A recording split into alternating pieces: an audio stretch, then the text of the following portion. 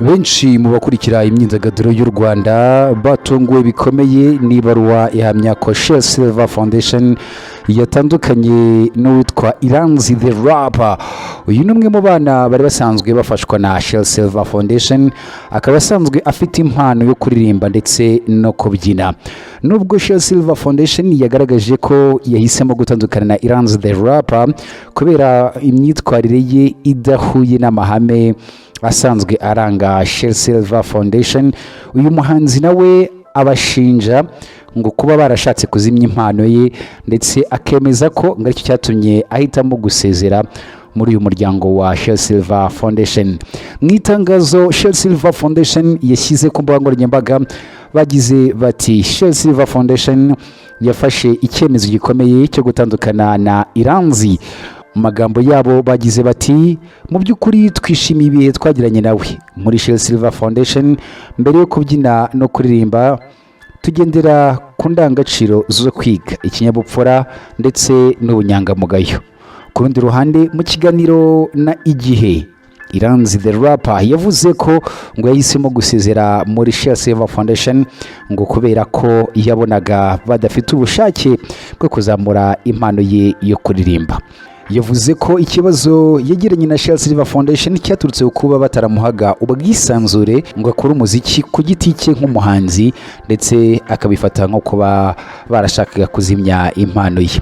Amagambo ye yagize ati hari ukuntu abantu batumvikana noneho ukabona umuntu ari kukunaniza aho kukwirukana, noneho mu rwego rwo kunzimya banjyanye kwiga mba mu kigo mu karere ka Musanze. Uyu mwana Iranzi the Rapper yakomeje agira ati kuko yarazi ko hari abafite impano zo kuririmba, yaratubwiraga ngo twandike indirimbo tukazimuha ngo ahitemo izisohoka, ariko nge izo nanditse ntazifate. Ibi rero ngo byabaje uyu mwana bituma afata icyemezo cyo gusezera muri Shell Silver Foundation.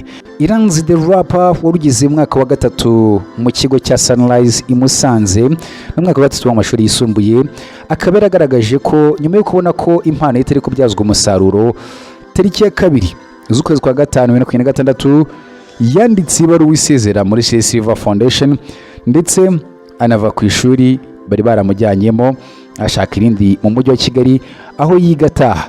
Ibi yavuze ko ngo biramufasha gukurikirana umuziki we. Ibi bibaye nyuma y'igihe gito Iranzi the Rapper ashyize hanze indirimbo ya mbere yise Basale. Basale ni imwe mu ndirimbo z'uyu musore, nawe wayishaka ukayumva.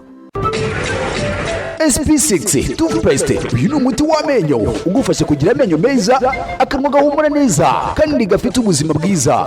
Uyu muti kandi wifitemo ubushobozi bwo kurwanya impumuro mbi mu kanwa ndetse kandi ugatuma amenyo yera mu buryo karemano. Ni umuti mwiza cyane ko ufasha gukomeza ubuzima bw'akanwa.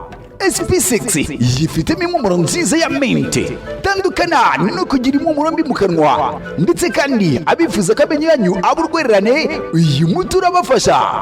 Kubifuza kurangura muduhamagare kuri 078 5karindwi 84 SP6 Super Probiotic Toothpaste.